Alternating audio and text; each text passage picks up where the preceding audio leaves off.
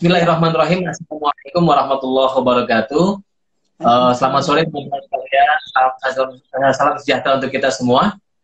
Senang sekali saya bisa bertemu lagi dengan teman-teman sekalian, menyapa kembali pada sore hari ini dalam program Ramadan Enlightenment Session. Nah, topik kita pada sore ini adalah tentang puasa, jihad untuk kemanusiaan.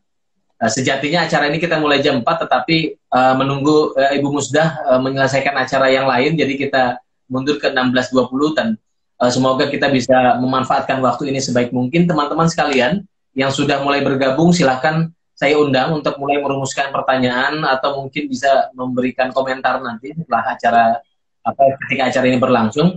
Nah, topik kita narasumber saya hari ini adalah Ibu Profesor Dr. Musdah Mulia. Beliau adalah Ketua Indonesian Indonesian Conference for Religion and Peace (ICRP) dan pendiri komunitas Muslimah Reformist Foundation. Nah, teman-teman sekalian, kita tahu bahwa puasa, sebetulnya kita tahu bahwa puasa adalah cara kita untuk mengendalikan diri kita atau menahan diri kita untuk bisa dipengaruhi oleh potensi-potensi buruk di luar diri kita. Nah, itu dalam konteks yang lebih spesifik sebetulnya. Nah, tetapi di dalam konteks yang lebih luas, sebetulnya puasa adalah cara kita untuk bagaimana kita bisa menciptakan maslahat untuk banyak orang, untuk bukan hanya untuk diri, tetapi bagaimana kita menciptakan kebaikan-kebaikan di luar diri kita, kepada komunitas kita di luar diri kita. Nah, inilah orang kadang-kadang perlu juga disampaikan bahwa kesadaran itu juga adalah kesadaran kemanusiaan. Jadi menciptakan kemaslahatan itu. Nah, inilah yang akan kita elaborasi, karena bagaimanapun juga kalau kita melihat pada Islam, sebetulnya Islam itu kan memerintahkan kita untuk sebetulnya agama-agama ya, menciptakan kita untuk menciptakan kedamaian, menciptakan ketentraman begitu. Karena Islam sendiri adalah secara fitrah adalah agama sebagai agama penengah ya, agama yang berada di tengah-tengah, yang wasat. Nah, ini perintah untuk menciptakan perdamaian, tetapi juga pada saat yang sama kita juga harus menempuh kedamaian untuk mencapai tujuan-tujuan lebih tinggi, yaitu kemanusiaan. Nah, ini akan kita elaborasi pada sore hari ini bersama Ibu Profesor Dr. Musdah Mulia. Saya persilahkan mungkin sekitar 15-20 menit Ibu untuk memaparkan tema ini. Lalu kemudian saat yang bersamaan teman-teman saya undang untuk untuk mengirim pertanyaan. Lalu kemudian nanti memberikan komentar saat acara ini berlangsung. Silakan Ibu, waktunya saya persilahkan. Terima kasih Mas Rozi. Bismillahirrahmanirrahim. Assalamualaikum warahmatullahi wabarakatuh. Alhamdulillahirabbil alamin. Wassalatu wassalamu ala asyrafil anbiya'i wal mursalin wa ala alihi wa ashabihi ajmain, amma ba'd. Jadi pertama-tama saya menyampaikan terima kasih nih Mas Rozi diundang di acara ini ya. Mudah-mudahan kita bisa selalu bersilaturahim. Mudah-mudahan kita semua selalu sehat ya, dan bisa memanfaatkan sisa-sisa Ramadan ini untuk saling yang di dalam Al-Quran itu dikatakan surah Al-Asr, watawasaw bil haqqi watawasaw bis sabr. Jadi menarik kalau kita membaca surat Wal-Asr itu kita selalu diingatkan Wal-Asr, ingatlah ya, waktu itu sangat terbatas ya. Kita ini waktunya itu terbatas sekali gitu. Selalu diingatkan tentang waktu. Jangan main-main dengan waktu. Innal insana lafi khusr. Sesungguhnya ya manusia tertentu itu dalam keadaan sangat merugi. Illa lazina amanu, kecuali orang-orang yang beriman, wa amilus salihat, wa tawasaw bil haq, wa tawasaw bis sabr. Ya, mudah-mudahan kita tergolong dari orang-orang yang disebutkan di dalam surah Wal-Asr itu, selalu mengingatkan, kita saling mengingatkan ya satu sama lain. Nah, terkait dengan tema ini menarik, kenapa kata jihad itu menjadi sesuatu yang amat penting ya di dalam diskursus keislaman. Karena kalau Anda membaca buku-buku fikih, itu buku mulai dari mazhab yang 4 mazhab yang populer, karena sesungguhnya dalam Islam itu ada banyak mazhab, ada ratusan mazhab yang muncul dan hilangnya. Jadi yang bertahan itu nggak banyak ya, yang pengikutnya masih banyak sampai sekarang itu mazhab Hanafi, ya mazhab Hambali, mazhab Syafi'i, dan mazhab Maliki. Nah, di dalam semua buku-buku fikih ya, pembahasan tentang jihad ini mengambil proporsi yang sangat signifikan. Karena itu kata-kata jihad itu menjadi sesuatu ya, umat Islam itu kalau menyebut kata jihad itu langsung seperti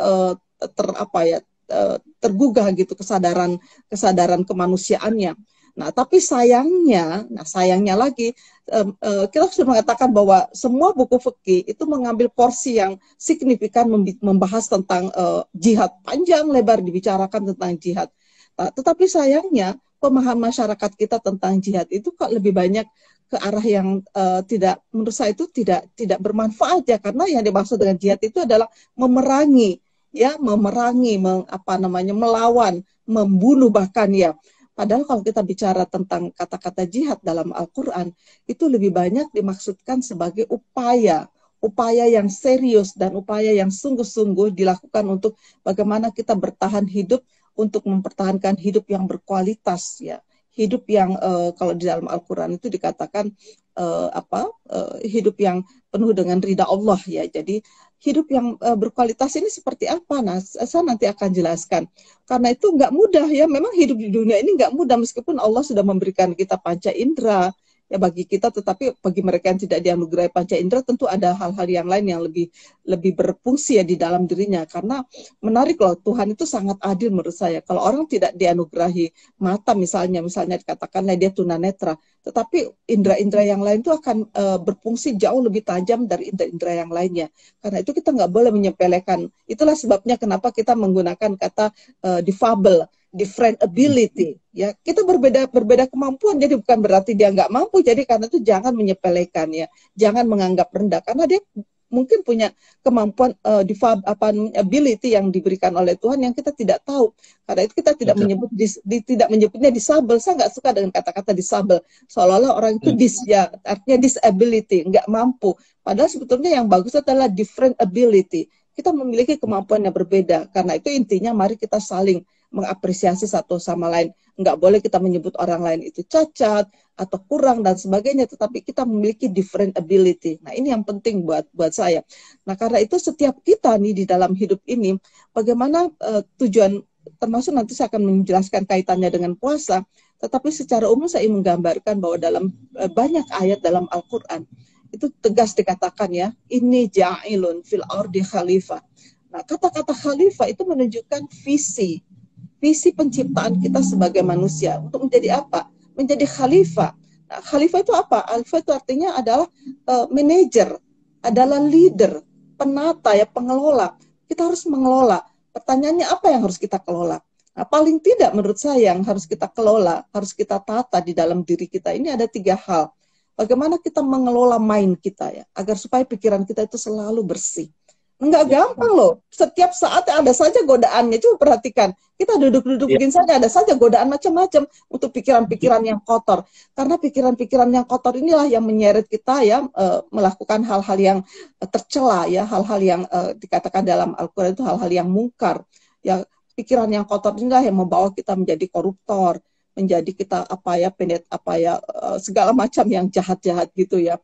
Karena itu bagaimana kita harus bisa ya memanage pikiran kita agar supaya pikiran kita itu menjadi bersih menjadi positive thinking, karena itu menjadi pikiran yang selalu menghasilkan pikiran-pikiran yang konstruktif ya dan produktif, bermanfaat untuk kemanusiaan gitu.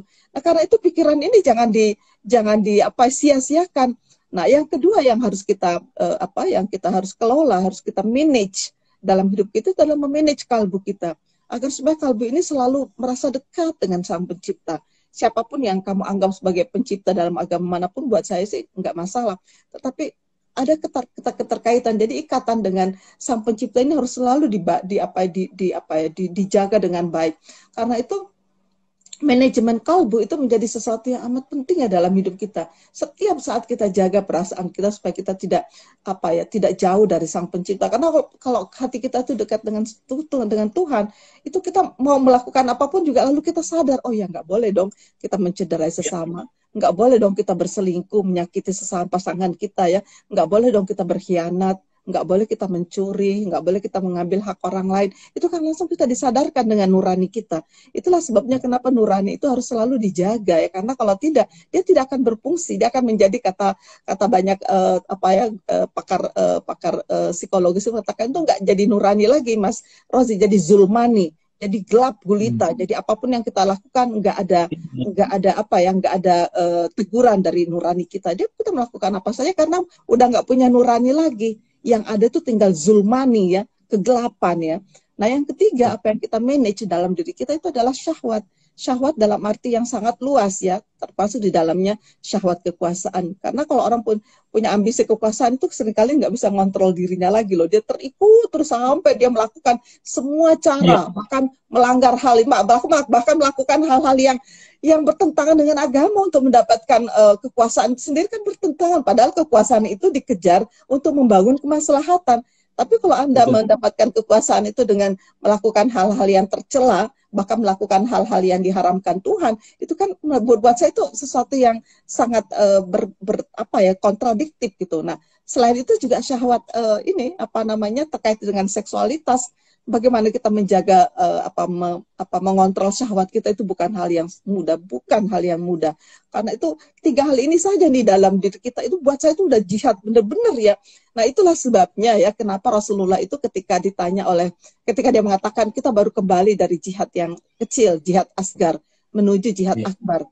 Para sahabat ini terheran-heran, bukannya perang Uhud yang kita baru selesai ini adalah perang yang udah kita hancur-hancuran kalau istilahnya ya, Nabi aja sampai kena tombak gitu ya, sampai terluka lengannya gitu. Kok Nabi mengatakan ini kita akan menuju perang yang dahsyat. Perang dahsyat itu, jihad yang dahsyat itu seperti apa ya Rasul?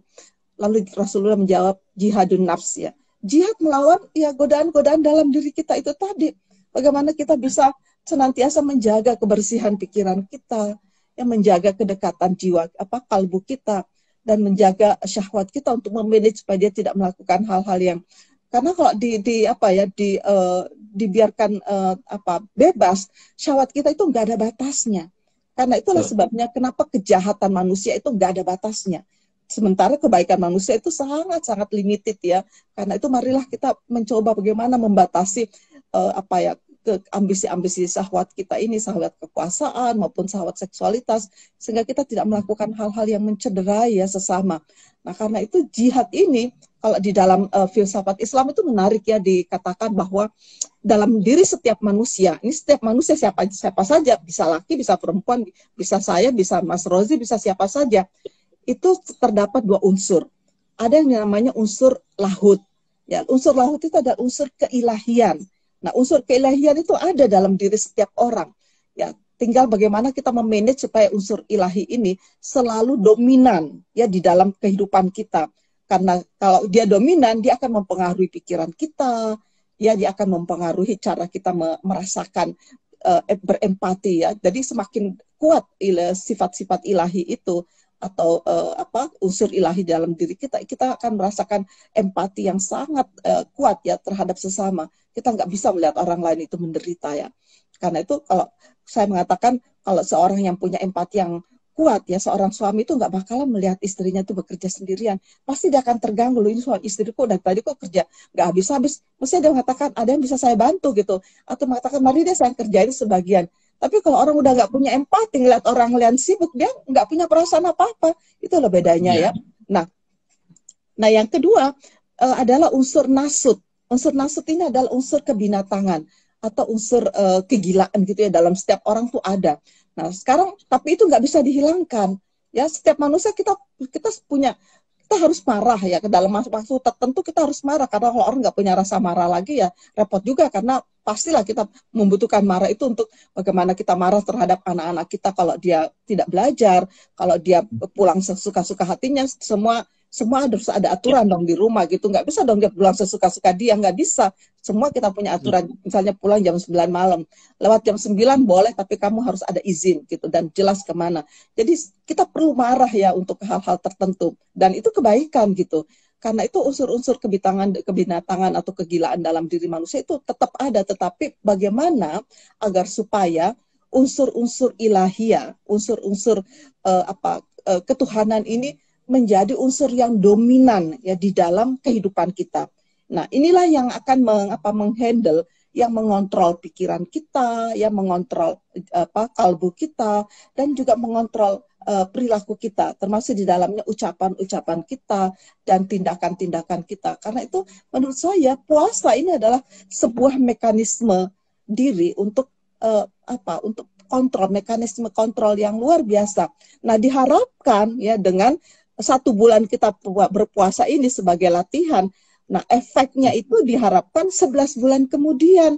Ya, berfungsi nggak ya kita? Jadi benar-benar nih, jadi kayak charger gitu ya. 1 bulan ini betul-betul kita melatih diri kita untuk tidak berbicara hal-hal yang tidak bermanfaat. Kalau nggak ada keperluan, udah ngaji aja deh daripada ngomongin yang enggak. Kalau pikiran kita lagi kotor, udah mari kita ngaji, atau mari kita berbanyak zikir, memohon pada Allah, ya Allah bantulah saya untuk bagaimana memanage pikiran saya ini supaya nggak selalu muncul ide-ide yang kotor ya, ide-ide yang jahat, ide-ide yang selalu ingin menghancurkan sesama gitu, dan juga menghancurkan semesta. Jadi bukan hanya alam semesta, bukan hanya manusia loh. Semesta ini juga diamanahkan kepada kita untuk kita jaga agar supaya anak cucu kita nanti juga bisa mendapatkan oksigen yang bersih seperti yang masih kita dapatkan hari-hari ini. Karena kita bertanggung jawab loh untuk kehidupan generasi yang akan datang. Jadi jangan dihancurkan. Kasihan kan mereka gitu. Nah, ini adalah bagian semua ya, dan puasa itu adalah mengajarkan kita untuk memanage agar supaya betul-betul kita memanage seluruh apa yang ada dalam diri kita sebagai khalifah nih. Nah, karena itu menurut saya puasa ini betul-betul efeknya itu bisa dirasakan 11 bulan mendatang, di mana kita mampu untuk selalu mengontrol pikiran kita, mengontrol kalbu kita, dan mengontrol syahwat kita. Karena itu nggak ada alasan yang untuk mengatakan daripada saya berzina mendingan poligami. No, ya, yang ada itu adalah bagaimana kamu tidak berzina. Caranya bagaimana ya, kontrol syahwat itu bisa dikontrol kok. Karena kita ini manusia, kita ini adalah khalifah yang diberikan kemampuan oleh Allah Subhanahu Wa Taala. Tinggal mau nggak kita melakukan itu, mau nggak kita berjihad.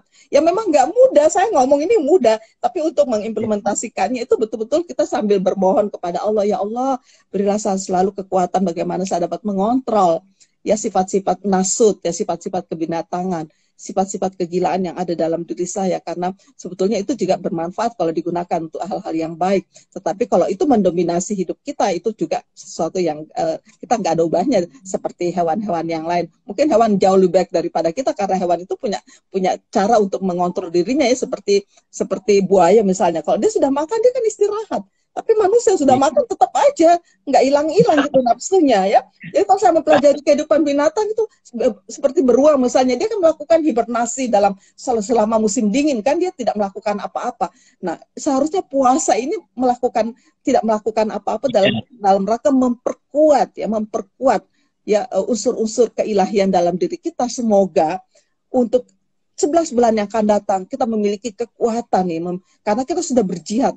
Untuk jihad yang akan datang, 11 yang akan datang di Mas Rozi, kita nggak terlalu susah untuk melakukan jihad finnafs ya, jihad membantu atau membangun ya kemanusiaan yang hakiki di dalam diri kita. Saya kira itu. Makasih.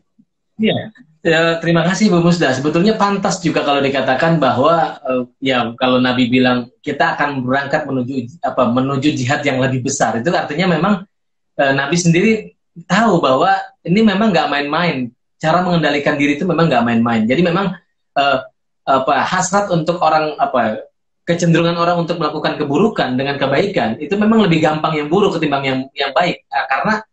Karena baik itu harus mempertimbangkan orang lain, harus perasaan harus oke, gitu-gitu. Jadi kalau ibarat tadi yang sampaikan, buruk itu sangat lezat gitu. Ngomongin orang kan enak banget gitu, berjam-jam lupa. Aduh, udah 3 jam kita ngomongin orang ya, ternyata bergibah gitu. Padahal itu kan sama dengan memakan bangkai sesama kan. Yeah. Karena itu kalau saya sih udah berhenti ngomongnya. Mending kita mencari sesuatu yang lebih bermakna ya. Karena itu ya nggak mudah juga sih, karena kita sering lupa juga. Jadi kelupaan manusia. Jadi jangan mengatakannya, tapi kan manusia kan memang pelupa, tapi jangan juga jadikan alasan bahwa kita nggak bisa mengontrol diri kita. Jadi kelupaan itu juga harus digerus ya, supaya diminimalisir gitu, tidak banyak lupanya ya. Iya, momen-momen seperti ini sebetulnya kita bikin konten begini, kita bikin acara-acara seperti ini sebagai semacam mau izoh juga, pengingat juga sebetulnya buat kita. Iya. Yang dilakukan sama Nabi ini loh, para mufasir, para ahli fikih, para akademisi bicara soal ini. Artinya memang pendapat itu dijalankan, dikatakan itu kan pasti ada pengalaman batinnya yang sudah dilakukan. Jadi bukan ujuk-ujuk hanya mengatakan begitu, Bu Musda. Saya yakin bahwa Bu Musda juga sudah melewati masa-masa di mana sering diomongin orang. Artinya ya buat apa juga? Jadi buat apa juga membalas? Jadi membalas omongan orang dengan ngomongin orang lain kan bukan sesuatu yang bukan solutif juga gitu. Jadi Iya. oke, berhenti di sini, kita berhenti berhenti berpikir orang lain adalah buruk, ya udah kita lakukan betul-betul hibernasi tadi. Jadi betul-betul untuk menciptakan kebaikan itu ya bukan dengan melakukan kejahatan yang ketika kita jahati gitu. Jadi berhenti seperti itu. Nah, itu menarik. Seperti kan, jadi misalnya gini, ibarat gelas gitu misalnya. Tadi yang Bu Musta ibaratkan soal ada unsur lahut dan ada unsur nasut tadi. Kalau gelas itu diisi terus-terusan dengan unsur lahut, dengan unsur-unsur ilahiyah, itu kan artinya dengan sendirinya yang nasut itu kan akan menyingkir sebetulnya. Jadi jangan membiarkan diri kita itu dikendalikan oleh hawa nafsu, jangan membiarkan diri kita itu dikendalikan oleh unsur-unsur nahut tadi, karena nasut tadi, karena efeknya kita nggak tahu akan sampai sejauh mana kita akan menyakiti orang lain, akan sejauh mana kita merusak orang lain, kira-kira gitu. Karena kejahatan itu unlimited, nggak ada batasnya. Karena itu hati-hati loh, begitu Anda sudah mulai terseret dalam melakukan kejahatan, jangan, itu harus hati-hati karena kejahatan itu akan berganda-ganda, nggak ada batasnya. Kejahatan manusia itu bisa menjadi sangat-sangat jahat ya. Ya, nggak terbayangkan oleh pikiran, benar. Karena itu mari kita selalu nah itulah kata Nabi ya, bagaimana kamu menjadi khalifah untuk diri kamu, agar supaya khalifah itu artinya adalah memanage ya, mengontrol ya, memimpin ya, sehingga dirimu itu benar-benar pikiranmu ya, kalbumu dan juga syahwatmu betul-betul dalam kontrol ya selalu. Dan memang nggak mudah pastinya. Ya, tapi menarik Ibu Musda tadi yang tafsir tentang khalifah tadi, yang tiga hal tadi yang tadi Ibu Musda sampaikan, bahwa menjadi khalifah itu artinya kita menjadi manajer, kita yang mengelola semesta, mengelola diri kita. Yang pertama tadi, saya ingin ulang sedikit lagi. Yang pertama, kita mengelola pikiran kita untuk selalu berpikir bersih, berpikir positif. Lalu kemudian bagaimana pikiran itu dengan kontribusi itu bisa berbuat baik untuk kemanusiaan yang lebih luas. Nah, yang kedua, bagaimana kita memanage sebagai khalifah, memanage kalbu kita untuk selalu dekat dengan Allah tadi. Nah, yang ketiga, itu mengelola syahwat kita dalam arti luas, bukan hanya syahwat seksual, tetapi syahwat berkuasa, syahwat mendominasi orang lain, karena itu juga bagian yang harus dibatasi gitu kan, kalau nggak ada. Iya, karena kalau mendominasi orang lain memang rasanya enak kan, nyaman. Itulah sebabnya bagaimana kita harus memberikan hak orang lain itu nggak nyaman loh. Makanya orang banyak yang nggak suka dengan penegakan HAM karena itu nggak enak gitu, kita mengurangi kenikmatan kita ya yang selama ini kita dapatkan karena mendominasi orang lain atau bahkan karena mengeksploitasi orang lain, ya nggak? Oke, saya mau masuk ke pertanyaan teman-teman. Ini ada Orchid, dari Kebun Orchid. Dia bertanya soal mengapa banyak orang yang masih salah tafsir tentang jihad, Bu Musda. Saya merasa risih ketika dengar jihad itu dengan perang dan bom gitu. Itu gimana begitu? Ya, inilah salah satu kendala dalam agama, karena orang kok lebih tertarik untuk melakukan keburukan ya daripada kebaikan. Nah, saya melihat bahwa tafsir seperti ini itu sengaja dimunculkan, bahkan bukan mulai sekarang ya, sejak kalau saya melihat munculnya tafsir yang keliru tentang jihad itu sudah dimulai pada masa Ali bin Abi Thalib. Nah, kita tahu kan Ali bin Abi Thalib itu ketika terjadi perseteruan antara dia dengan Muawiyah, lalu terjadi arbitrase karena pasukan Muawiyah itu sudah hampir mundur ya, didesak mundur. Nah, dalam kondisi Ali sebagai pihak yang menang itu dalam kondisi sebaliknya, dalam kondisi pasukan Muawiyah dalam kondisi terdesak, dia lalu menaikkan mushaf Al-Quran sebagai tanda minta berdamai gitu, minta berdamai. Nah, Ali adalah orang yang lebih sangat bijak melihat, oh ya, kita ini kan saudara kita juga, ngapain kita teruskan perseteruan. Nah, Ali bin Abi Thalib lalu menerima ajakan perdamaian itu tadi untuk arbitrase gitu ya, supaya gencatan senjata gitu. Nah, dan ternyata tidak semua pengikut Ali itu setuju dengan kebijakan untuk berdamai ini. Maunya mereka kan perang, mereka kan udah depan mata dan udah kelihatan terdesak begitu. Kenapa nggak kita habisin aja kan? Nah, Ali kan tidak seperti itu. Nah, kelompok inilah kemudian yang mengambil jarak ya dengan Ali bin Abi Thalib, dan inilah kemudian yang dikenal dengan kelompok Khawarij. kelompok yang selalu ingin memaksakan memaksakan kondisi kekerasan. Jadi bagi dia jihad itu adalah benar-benar membunuh. Jadi ini juga disebabkan karena apa? Karena ya tidak semua sahabat Nabi itu juga seragam dalam memaknai ayat-ayat Al-Quran ya. Jadi semua kata yang ada kata kital itu menurut dia itu ya harus ada perang dalam arti perang dalam sesungguhnya ya. Kalau kita kan perang itu kan ada macam-macam. Perang itu bisa berarti perang diplomasi, itu kan perang juga. Ya, perang kata-kata. Kalau kamu tidak suka dengan sebuah buku, kamu harus perangi dengan sebuah buku yang lain. Artinya hadirkanlah dengan buku yang lain. Jadi buku dilawan dengan buku, bukan dilawan dengan pedang atau tombak. Nggak nyambung gitu ya. Nah, sekarang ini dalam konteks abad modern sekarang ini, peperangan itu lebih banyak dibangun dengan bentuk perang cyber, perang apa. Dia tidak mesti harus membunuh, tetapi bagaimana orang berperan dalam konteks menaklukkan ya kelompok lain dengan menguatkan ekonomi, ya, menguatkan teknologi dan sebagainya. Jadi menurut saya nggak benar juga tuh kalau selalu diartikan dengan perang. Tetapi pemaknaan yang sempit seperti ini itu sebenarnya sudah ada cikal bakalnya itu di masa Ali bin Abi Thalib dengan lahirnya kelompok Khawarij. Nah, dari sinilah kemudian sejarah Islam itu penuh ya, saya ingin mengatakan, kita ngaku aja deh, ya selalu diliputi dengan berdarah-darah seperti ini karena selalu ada kelompok-kelompok seperti ini dalam masyarakat kita. Nah, sekarang ini yang namanya Neo Khawarij itu jelas sekali terlihat di dalam kelompok ISIS, dari kelompok-kelompok Salafi dan Wahabi yang sedikit-sedikit itu takfir, takfir sedikit-sedikit mengkafirkan orang lain. Pokoknya orang yang tidak sejalan dengan pendapatnya itu pasti kafir. Yang benar tuh cuma dia saja.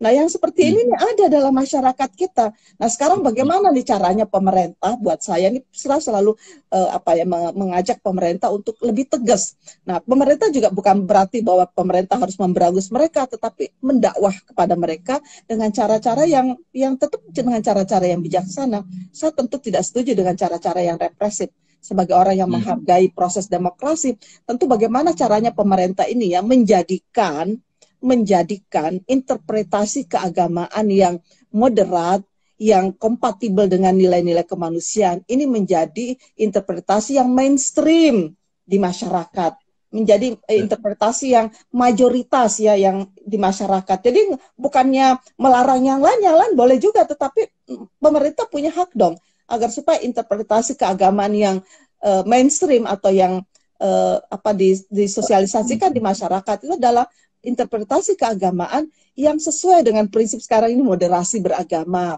dengan prinsip al-wasatiyah, dengan prinsip pastabikul khairat, dengan prinsip ya dengan sesuai dengan nilai-nilai kemanusiaan yang kita anut sebagai negara demokrasi, saya katakan begitu. Karena itu penting sekali bagaimana supaya pandangan-pandangan keagamaan yang menurut saya tidak menghargai kemanusiaan ini bisa terkikis ya sedikit demi sedikit. Dan kita nih semuanya bagaimana caranya kita semua melakukan sesuatu yang katakanlah itu dakwah ya, mengajak orang-orang di sekitar kita untuk memahami agama itu dengan tetap mengedepankan nalar kritis. Ini yang saya selalu katakan, gunakan nalar kritismu. Setiap kamu mendengarkan ceramah agama, ya bahkan saya selalu mengatakan pada mahasiswa saya, kamu mendengarkan saya jangan kamu telan bulat-bulat, tetapi gunakan akan nalar kritismu. Mana yang sesuai dengan nalar kritismu, itulah yang kamu ambil. Karena agama ini menjaga kewarasan manusia, supaya kita tetap waras. Itu ya, makasih. Iya, jadi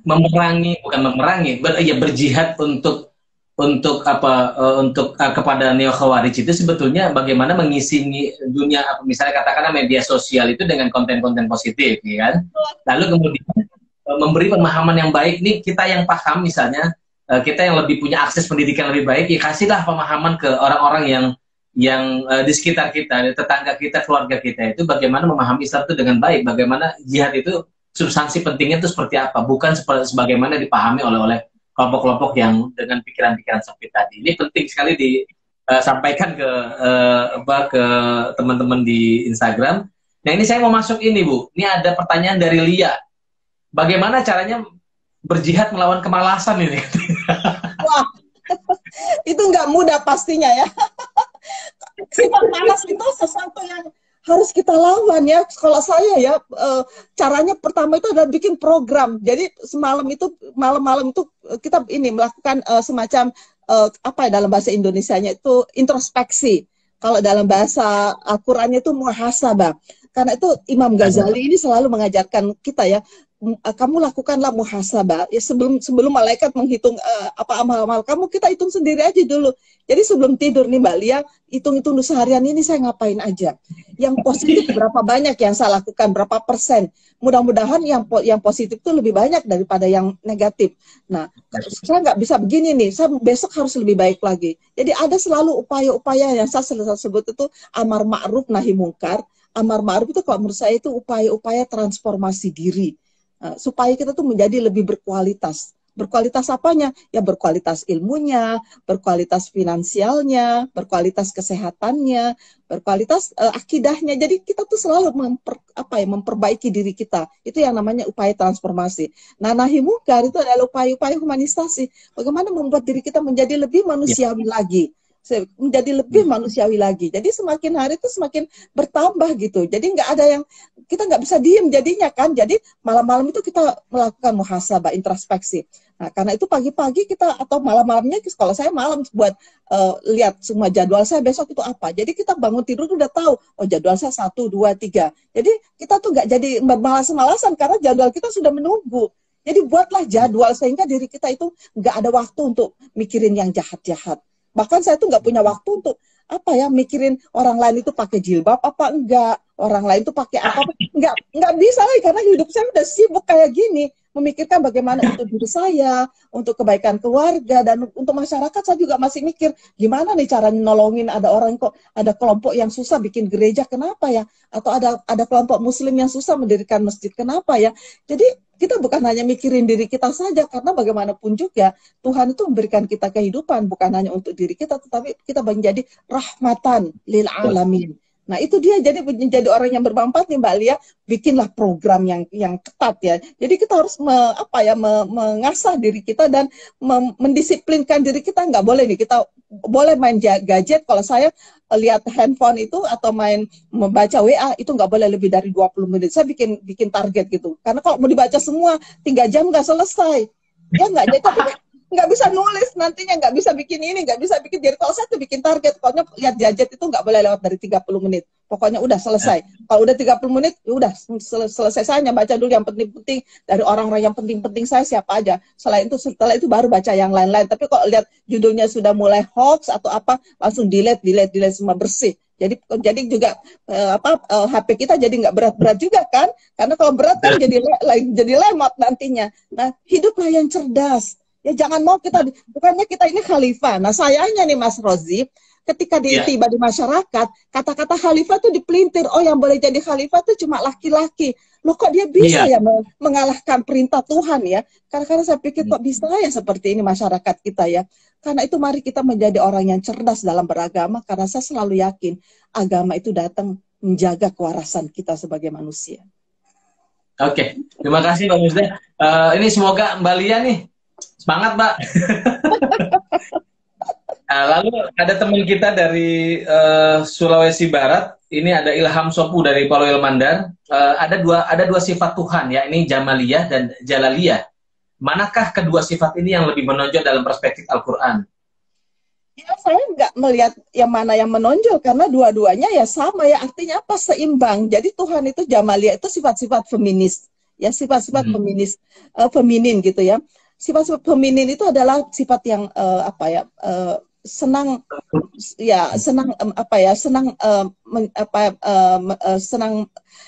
merawat gitu ya, sifat-sifat pengasih, lembut gitu kan, itu adalah sifat-sifat Jamaliyah. Nah, Jalaliyah itu adalah sifat-sifat yang bukan patriarki, maskulin.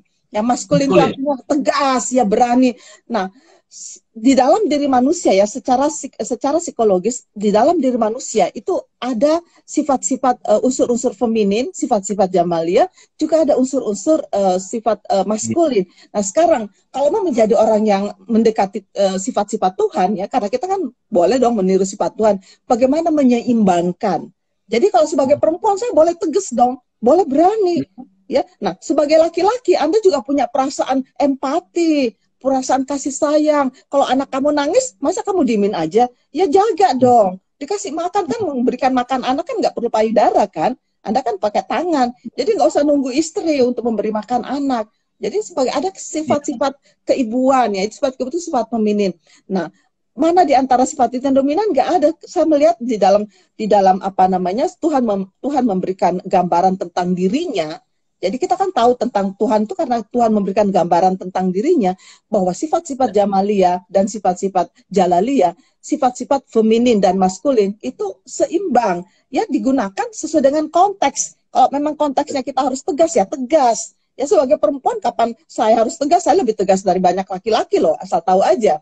Ya, jadi nggak selamanya sifat maskulin itu hanya pada laki-laki, no. Tetapi suami saya bisa jauh lebih feminin dari banyak perempuan yang lain. Dia sangat kasih sayang, misalnya, dia sangat perasaan, ya, dia sangat mudah mudah menangis, ya. Laki-laki nggak boleh, nggak mesti harus nggak menangis. Kalau lagi sedih ya nangis aja. Kenapa? Masalahnya kan itu kan ekspresi dari kesedihan, jadi Anda nangis-nangis aja. Nah, karena itu marilah kita melatih diri kita ini, ya, yang bertanya itu, supaya diri kita ini, sikap maskulin dan feminin itu seimbang. Kapan kita gunakan maskulinitas kita, kapan kita gunakan feminin, sesuai dengan konteks, sehingga itu tidak menimbulkan hal-hal yang hal yang kacau dalam kehidupan kita berinteraksi dengan sesama. Oke. Terima kasih. Bang Ilham Sopu, semoga menjawab penjelasannya. Lalu kemudian ada dua lagi ini dari Kofa Al-Fafa. Apakah ada pengaruh melek literasi dengan kemampuan seseorang memahami perasaan atau hawa nafsunya sendiri, Bu Musda? Saya kira iya, karena penguatan literasi, saya ingin mengatakan literasi itu bukan sekedar membaca dan menulis. Karena itulah sebabnya kenapa tingkat literasi seseorang itu nggak berbanding lurus dengan tingkat pendidikannya. Ada orang berpendidikan tinggi tapi literasinya mengerikan, ya. Kasihan gitu loh. Nah, literasi itu maksudnya adalah kita kemampuan membaca, menulis, lalu kemampuan menghayati dan mengimplementasikan pemahaman itu dalam konteks kehidupan nyata. Nah, ini nggak mudah kan jadinya. Jadi itulah sebabnya saya selalu melihat bahwa kata-kata Iqra yang ditujukan kepada Nabi itu bukan sekedar membaca, tetapi itu sebenarnya tuh bagaimana kamu menguatkan literasimu sehingga Muhammad bacalah, artinya bacalah kehidupan di alam semesta ini. Bacalah kehidupan masyarakat di sekitarmu, betapa masyarakatmu itu begitu jahiliyahnya. Kamu harus melakukan perubahan. Jadi perintahnya kan seperti itu, bacalah. Jadi bukan membaca teks itu maksudnya. Bacalah itu artinya bacalah fenomena alam. Bacalah fenomena manusia, masyarakat. Kenapa masyarakatmu seperti itu? Ya, kamu harus melakukan perubahan, melakukan upaya-upaya reformasi. Ya, karena itulah Nabi lalu melakukan upaya-upaya reformasi dimulai dengan apa?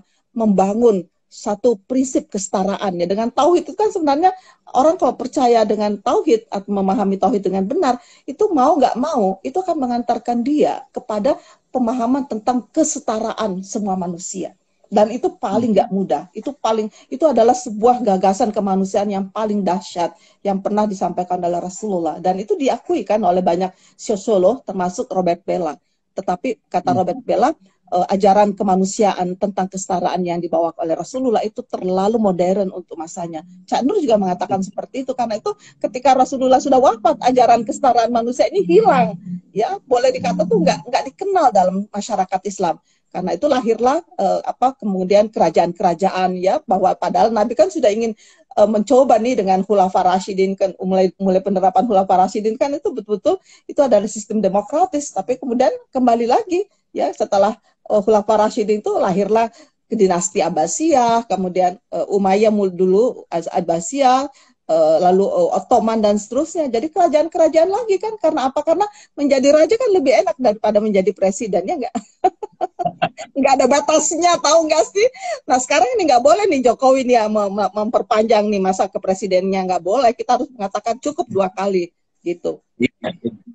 Ya, jadi memang sebetulnya fondasi yang diletakkan oleh Rasulullah soal apa tadi, soal dinasti tadi itu kan sebetulnya memberi arah yang baik sebetulnya pada masyarakat Islam, bahwa sistem yang baik adalah ini loh. Cuma iya, tapi itu nggak bisa kan, masyarakatnya belum paham. Jadi kata Robert Bellah terlalu modern untuk zamannya gitu. Akhirnya kita mengenal sistem demokrasi itu kan di abad 20 ini, lalu kita menganggap itu sebagai sistem barat. Sedih amat ya. Harus baca ini dia Al-Wathaqah Al-Madinah. Makanya orang bilang, makanya penguatan literasi itu penting sekali, Mas. Jadi saya katakan menjawab pertanyaan ini, penguatan literasi itu penting sekali karena itu penguatan literasi itu salah satu efek itu adalah penguatan empati, ya, penguatan hati nurani sehingga anak-anak didik kita itu bukan hanya pintar berhitung, tapi juga dia pintar bagaimana menghadapi persoalan-persoalan sosial di sekitarnya gitu loh. Ini kan yang nggak ada di kita. Jadi anak-anak kita tuh kayak robot loh. Kadang-kadang saya berpikir, loh, apalagi kalau mereka tuh hanya bercengkerama dengan gadgetnya. Dia nggak tahu persoalan yang terjadi di sekitarnya karena dia asik dengan gadgetnya saja. Saya nggak setuju dengan cara seperti itu. Karena itu bagaimana para guru ini seharusnya membuat satu metode pembelajaran sehingga anak itu sibuk ya dengan sesuatu yang sehingga mereka nggak sibuk dengan gadgetnya. Bagaimana caranya dia bisa tetap berinteraksi dengan sesamanya. Karena ada kecenderungan loh dalam masyarakat kita bahwa anak-anak didik kita itu nggak mengenal orang anak-anak di kelasnya, nggak seperti kita zaman dulu. Kalau kita kan dulu 40 orang di kelas semuanya kita kenal semua dari A sampai Z. Ya nggak, kalau sekarang kan nggak kenal, dia hanya kenal gadgetnya aja.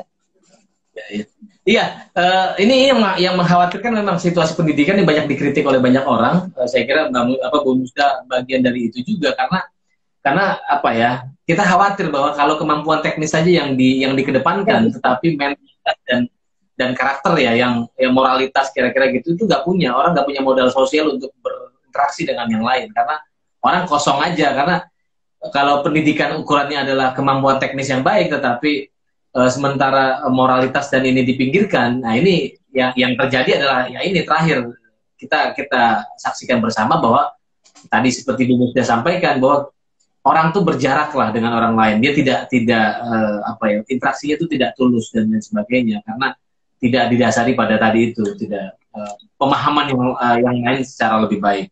Ya. Cuma nanti kalau menyebut barometer tentang moralitas ya, tentang spiritualitas, nanti jangan sampai ini juga sih yang dikhawatirkan, karena kalau misalnya dikuatkan pendidikan agama lalu pikirannya itu nanti pendidikan agama itu urusannya itu ya adalah formal yang kayak gitu ya, legal formal. Jadi nanti ukuran kesalehannya si siswa itu adalah dia pakai jilbab, pakai apa gitu, padahal itu kan nggak ada hubungannya sama sekali gitu. Karena itu nanti ukurannya itu adalah menghafal sekian ayat, waduh kacau lagi. Nah, yang dimaksud di sini adalah bagaimana pendidikan itu, termasuk di dalam pendidikan agama, itu adalah membangun literasi. Nah, apa artinya literasi? Dia memiliki kemampuan membaca, kemampuan menulis, kemampuan menghayati, juga kemampuan untuk mengimplementasikan ya bacaannya itu dalam kehidupan nyata sehari-hari, baik itu di dalam keluarga maupun di dalam masyarakat luas, sehingga dia menjadi menjadi influencer di dalam masyarakat. Orang-orang terdidik itu menjadi influencer, orang yang memberikan pengaruh baik ya dalam kehidupannya, sehingga orang-orang di sekitarnya itu merasa mendapatkan rahmat ya dari kebaikan dia. Menjadilah dia yang disebut dengan rahmatan lil alamin. Gitu. Iya, betul. Oke, ini ada waktu kita masih sekitar tadi saya 15 menit lagi. Nah, ini ada dari Darwin Tony. Darwin Tony, apa yang terjadi pada orang yang secara formal tampak saleh sekali, Bu? Tetapi begitu berhadapan dengan harta dan kekuasaan, itu sebaliknya menjadi sangat korup. Loh, bagaimana Anda tahu bahwa dia saleh sebelum dia diuji? Mungkin tampilan maksudnya. Nah, karena itu ya, di dalam Islam itu nggak ada tuh. Jadi semua kata-kata amanu di dalam Al-Quran itu selalu diiringi dengan wa amilus solihah. Jadi kamu kalau dikatakan beriman itu adalah setelah kamu dibuktikan itu dengan amal saleh kamu gitu. Mesti ada ujiannya dulu. Dikatakan kamu jujur kalau kamu sudah pernah diuji, diberikan amanah untuk menjadi apa, dan kamu tidak melakukan hal-hal yang bertentangan gitu dengan prinsip amanah itu tadi. Karena itu saya mengatakan kepada Anda ya Mas Tony, jangan melihat kesalehan seseorang itu dengan penampilan. Ya, tetapi lihatlah seseorang kesalehannya itu dari rekam jejak seseorang selama bertahun-tahun. Karena kalau seorang penipu itu nggak bisa dia berpura-pura. Mungkin dia bisa berpura-pura setahun, bisa, tapi selanjutnya itu nggak bisa. dia pasti muncul ya, sikap-sikap jahatnya itu mesti muncul. Jadi karena itu ya apa kita lihat seseorang itu jangan pada penampilan apa fisiknya, penampilan karena itulah Tuhan mengatakannya innallaha la yanzuru ila suwarikum ya walakin yanzuru ila apa namanya kepada pada hatimu gitu ya. Jadi Tuhan itu tidak melihat kepada penampilan fisikmu, tetapi dia melihat apa yang ada di balik itu. Nah, ini kan penting. Jadi karena itu saya selalu melihat kalau mencari orang tuh cari apa rekam jejaknya itu. Kalau saya itu misalnya jadi pansel di mana-mana ya, itu paling tidak rekam jejak itu 10 tahun, nggak bisa sebentar. Karena itu untuk melihat orang tuh konsisten atau tidak ya dilihat di situ. Nah, seseorang itu dikatakan amanah kalau dia sudah pernah diberikan diberikan kepercayaan, misalnya jadi bendahara apa dan uangnya nggak rugi dan dia dapat memutar uang itu menjadi lebih banyak untuk kemaslahatan organisasi misalnya. Nah, disitulah disebut amanah.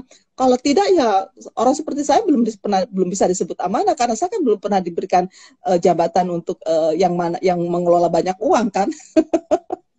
Nah, mari kita sadar aja bahwa belum tentu loh kalau kita diberikan amanah kita bisa menjaga amanah itu, belum tentu. Karena itu mari kita selalu selalu menjaga diri kita karena itu nggak ada kata final nih Mas Rozi dalam beragama itu. Dalam arti kata kita berjihad itu nggak ada kata final kalau menurut saya. Jihadun nafs itu setiap saat kita lakukan. Bagaimana kita menghadapi tantangan, ya setiap detik itu kan ada aja tuh godaan kepikiran kita, ya godaan ke hati kita dan godaan ke syahwat kita ada aja godaannya. Karena itu mari kita selalu memperkuat ya jati diri kita dengan menguatkan aspek yang saya katakan tadi itu aspek ilahiyah itu. Jadi unsur lahut ya, unsur ilahiyah itu selalu kita perkuat sehingga kita pada saatnya nanti kita menghadapi amanah itu kita diserahi tugas dengan uang yang banyak, betul-betul kita mampu ya mengelolanya dengan mudah. Berkat latihan-latihan itu tadi. Iya, dan tantangannya makin hari pasti makin besar. Semakin tinggi posisi, semakin tinggi ininya godaannya. Iya, seperti pohon lah ya, makin tinggi dia kan makin hembusan anginnya juga makin kuat kan. Jadi nggak seperti di rumput. Kalau rumput kan cuma sedikit, tapi kalau dia pohon beringin pasti hempasannya itu luar biasa juga kan. Karena itu ya hati-hati aja. Oke, terakhir ini Ibu Musdah, waktu kita makin sempit, makin sedikit. Panji Hartono, dari Panji Hartono, apakah gerakan kelompok-kelompok ekstremis itu selain datang dari internal umat Islam sendiri, atau ada juga faktor eksternal, semacam desain politik atau elit global yang Islamofobia tadi? Ya, menurut saya ada banyak faktor ya.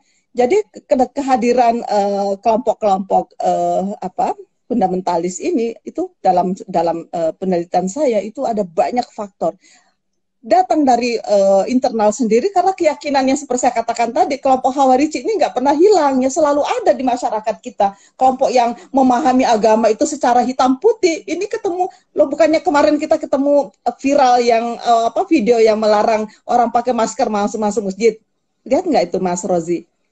Iya di mana coba? Nah itu kan kalau menurut saya itu adalah kelompok Khawarij bagaimana dia memahami agama seperti itu lalu si yang pakai masker itu diusir-usir dari masjid ini kan nyata banget bahwa yang Khawarij itu ada loh di sekitar kita bahwa kalau menurut dia saya membaca Al-Quran orang masuk masjid itu aman loh cara dia membaca Al-Quran ini yang salah gitu aman apa maksudnya tetap aja kita tuh harus menjaga ketika seorang sahabat Nabi itu masuk ke masjid, lalu Nabi tanya, kamu tadi naik apa? Dia bilang saya naik kuda. Terus bilang, kudamu udah kamu tambatkan belum? Udah kamu ikat belum? Terus dia bilang belum. Nah, nggak benar itu kamu ikat dulu kuda kamu supaya dia tidak lari supaya baru kamu masuk masjid. Nah, Nabi mengatakan apa? Nggak bisa kita menyerahkan. Oh, semuanya aman. Ya enggak lah. Ya kita harus pakai akal waras kita juga. Jadi kalau kamu tidak menggunakan cara untuk menutup diri kamu pakai masker, bagaimana kamu mau aman dari virus? Ya enggak? Karena itu tetaplah kita beragama itu tetap dengan tidak menghilangkan nalar kritis kita. Karena itu seperti yang tadi dikatakan, gimana ini faktor-faktor? Ada banyak faktor dan jangan lupa juga pasti juga orang-orang yang bergerak dalam dalam bisnis senjata juga pasti ingin konflik kan? Ayo. Pasti kan itu ada faktor ekonomi juga. Jadi jangan selalu menganggap itu adalah faktor di luar itu yang ekstra, itu berarti faktor umat bukan muslim. Itu adalah non muslim yang ingin membangun konspirasi apalah kejahatan terhadap umat Islam. Jangan selalu punya pikiran jahat kayak gitu. Ya tetapi ini ada banyak faktor, karena orang yang dagang senjata itu pasti kepengen senjatanya. Kalau nggak kan rugi, yang jualan amunisi siapa, yo pasti kan ingin. Nah, pasti ada unsur ekonomi juga gitu. Jadi ada banyak faktor, ada faktor politik, ada faktor ekonomi, ada faktor macam-macam, ada banyak faktor. Tetapi apapun faktornya, menurut saya itu adalah kita harus mulai cegah tuh dari diri kita dulu deh. Karena itu mari kita menjadi orang yang orang yang pertama yang melakukan upaya-upaya pencegahan terhadap timbulnya ya berbagai kejahatan di masyarakat kita. Jadi saya kalau mengatakan kita mulailah dari diri kita dulu sendiri. Karena kalau kita mengharapkan orang lain yang berubah, ya mungkin susah. Tetapi kalau kita mulai dari kita berubah, nah orang lain kan akan melihat, oh ternyata dengan berubah gitu menjadi hidup kita menjadi lebih baik. Nah, orang lain pasti akan tertarik untuk melakukan perubahan juga. Jadi mulai dari diri kita sendiri. Ya, kalau seluruh umat Muslim, umat beragama berpikir bahwa kita mulai saja dari diri kita sendiri, itu artinya gerakan positif itu kan menjadi semakin besar dan kesadaran orang untuk berbuat baik juga makin bertambah. Jadi orang nggak akan bertindak buruk karena dia akan malu ketika yang lain melakukan kebaikan. Nah ini yang penting kita sebagai pamungkas kita pada sore hari ini. Jadi ketimbang kita berpikir tentang konspirasi dan lain sebagainya, kenapa kita nggak mulai membenahi diri kita, memperbaiki kualitas diri kita, lalu kemudian membentengi keluarga kita yang terdekat saja dulu, keluarga dan teman-teman kita di sekitar kita untuk menjadi lebih baik gitu. Jadi udahlah, tinggalkan tuh yang konspiratif, yang kita ini ada Islamofobia segala macam. Tapi lebih positif membangun kualitas diri, lalu kemudian memperbaiki orang-orang sekitar. Nah yang terakhir yang ingin saya sampaikan itulah Mas Rozi yang disebut dengan jihad kemanusiaan. Ya kita berjihad ya untuk membangun nilai-nilai kemanusiaan dalam diri kita. Ya, betul. Terima kasih Bu Musda atas pencerahan pada sore hari ini. Teman-teman sekalian juga terima kasih sudah memberikan pertanyaan yang sangat challenging gitu, yang sangat menantang, dan diskusi kita menjadi sangat sangat berkualitas pada sore hari ini. Terakhir mungkin satu saja yang ingin saya sampaikan, yang tadi disampaikan oleh Ibu Musda, mengulang bahwa kemampuan literasi itu penting untuk kita tuh menjadi manusia yang lebih baik lah kira-kira. Jadi bukan hanya membaca tetapi juga menulis, memahami situasi, menghayati dan mengaplikasikan apa yang kita punya itu untuk dalam kehidupan sehari-hari. Saya kira itu. Terima kasih sekali lagi Ibu Musda atas waktunya, pencerahannya pada sore hari ini. Teman-teman juga sekalian terima kasih atas pertanyaan dan komentarnya. Kita akan kembali besok di jam 4 sore, besok jam 4 sore bersama Kang Yudi Latif. Kita akan bicara tentang pendidikan yang berkebudayaan. Inilah akan lebih masuk tadi yang disampaikan Bu Musda, kita akan lanjutkan di sesi besok. Terima kasih. Semoga acara ini bermanfaat. Sama-sama. Assalamualaikum. Waalaikumsalam warahmatullahi wabarakatuh. Sehat selalu ya semuanya. Ya, terima kasih.